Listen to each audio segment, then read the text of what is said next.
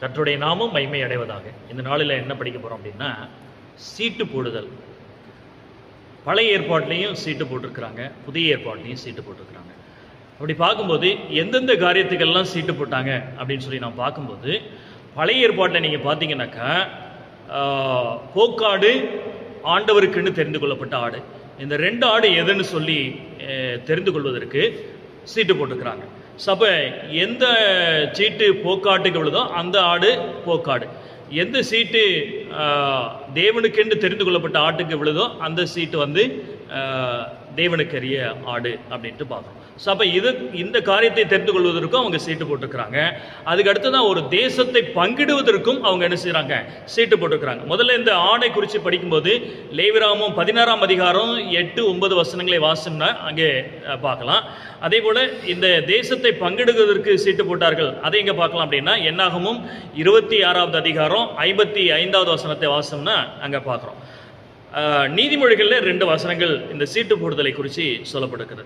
என்ன அப்படின்னா, நீதிமொழிகள் 16ஆம் அதிகாரம் 13வது வசனத்தை வாசிக்கும் போது, சீட்டு மடியிலே போடப்படும், காரிய சித்தியோ கர்த்தரால் வரும். சீட்டு மடியிலே போடப்படும், ஆனால் காரிய சித்தியோ கர்த்தரால் வரும். அப்போ ஆண்டவருடைய சித்தம் எதுன்னு சொல்லி அந்த சீட்டிலிருந்து வரக்கூடிய காரியம் ஆண்டவர் என்ன தீர்மானிக்கிறாரோ அது ஆண்டவராலே வரும் அப்படின்ட்டு பார்க்குறோம். நீதிமொழிகள் 18ஆவது அதிகாரம் 18வது வசனத்தை வாசினாக்கா, சீட்டு போடுதல் விரோதங்களை ஒழித்து பலவான்கள் நடுவே சிக்கருக்கும். சபை சீட்டு போடுதல் எதுக்காக அப்படின்னா விரோதங்களை ஒழிக்கிறது. ரெண்டு பேருக்கும் இடையில உள்ள விரோதத்தை ஒழிப்பதற்கு சீட்டு போடுதல் பயன்படுது அப்படின்ட்டு பார்க்குறோம். பலவான்கள் நடுவே அது சிக்கிருக்கிறது அப்படின்ட்டு நம்ம பார்க்குறோம். ஸோ அப்போ அடுத்ததான் எங்கே பார்க்குறோம் அப்படின்னா, யோனாவினுடைய காலத்தில் ஆண்டவருக்கு விரோதமாக யோனா கப்பல் ஏறி போகும்போது அங்கே என்ன செஞ்சாங்க, இந்த ஆபத்து யாராலே வந்தது அப்படின்னு சொல்லி அவங்க என்ன செஞ்சாங்க, எல்லார் பேரையும் எழுதி சீட்டு போட்டார்கள்.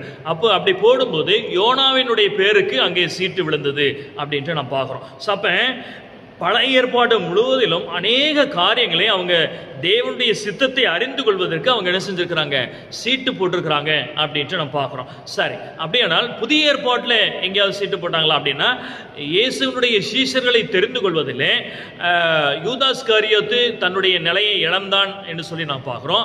அந்த இடத்துக்கு வேறொரு சீஷனை தெரிந்தெடுப்பதற்கு அங்கே என்ன செய்யப்பட்டது, சீட்டு போடப்பட்டது. அப்படி சீட்டு போடப்படும் போது மத்தியாவின் பேருக்கு சீட்டு விழுந்தது அப்படின்ட்டு அப்போஸ்தலர் 1ஆம் அதிகாரம் 26வது வசனத்தை வாசிக்கும் போது நாம் தெரிஞ்சுக்கலாம்.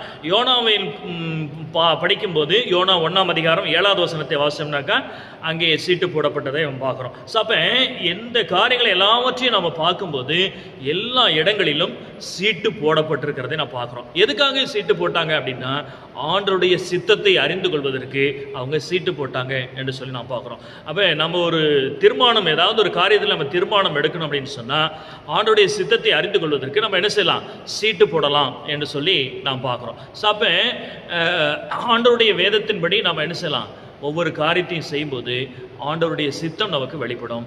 கர்த்தர் நம்மளை ஆசீர்வதிப்பாராக. எனவே ஒரு காரியத்தை நீங்கள் தீர்மானம் எடுத்து சரியான தீர்மானத்தை எடுக்கணும், ஆண்டவருடைய சித்தத்தை அறிந்து கொள்ளணும்னா நீங்கள் என்ன செய்யலாம், சீட்டு போடலாம் என்பதை நம் மனதில் வைப்போம். கர்த்தர் நம்மளை ஆசீர்வதிப்பாராக.